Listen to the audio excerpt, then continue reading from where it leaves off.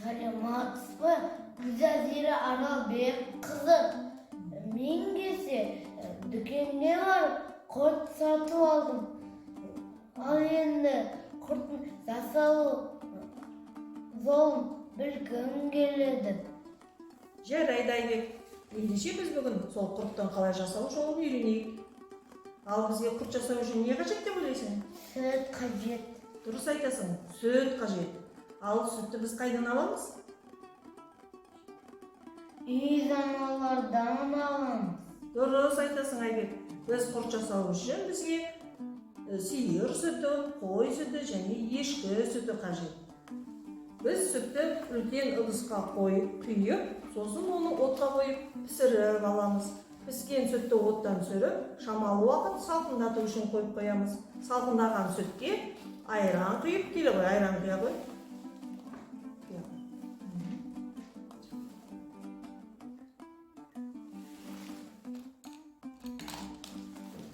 Және араластырып,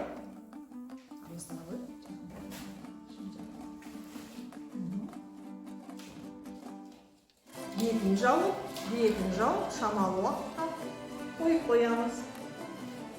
Шамалы уақыттан кейін біздің сүтіміз айранға айналады.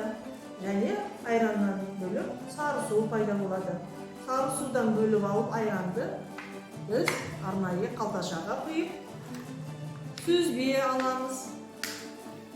Осы сүзбеге дәмін келтіру үшін шамалы тұз қосып, қасықпен салалы дәмін келтіреміз.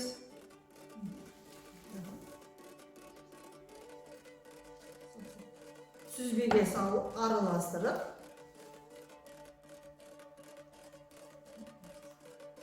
тұз салып, дәмін келтіргеннен кейін алақанымызға салып, домалақтап, құрт жасаймыз. Мінекей менің құртым дайын болды. Алайбек, сенің құртың дайын болды ма? Жарайсың. Оны кептіру үшін, құртты кептіру үшін арнайы ыдысқа саламыз. Тағы да алып жасай ғой. Ал сен құрттың пайдасын білесің бе? Иә. Адам денсаулығына қандай пайдасы бар?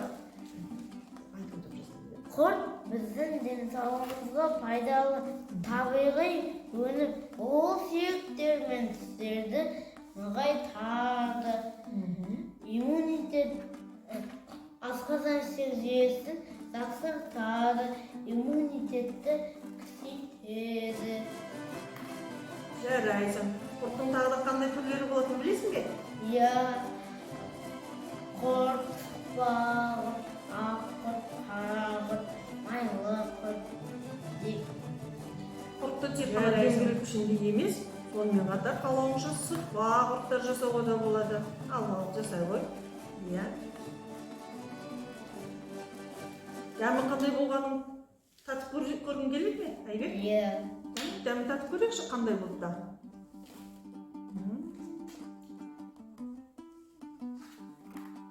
Тағы да жасап қояйық.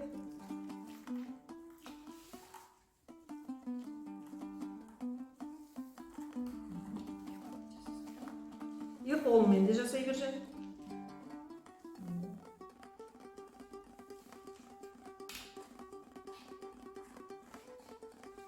Дайын болған құртымызды арнайы жел тиетін жерде кептіруге болады. Кепкен құртымыз ұзақ сақталады. Ұзақ сақталған құрттың дәмі де дәмді болады. Ал Айбек балам, бүгін құрттың жасалу жолы саған ұнады ма? Иә.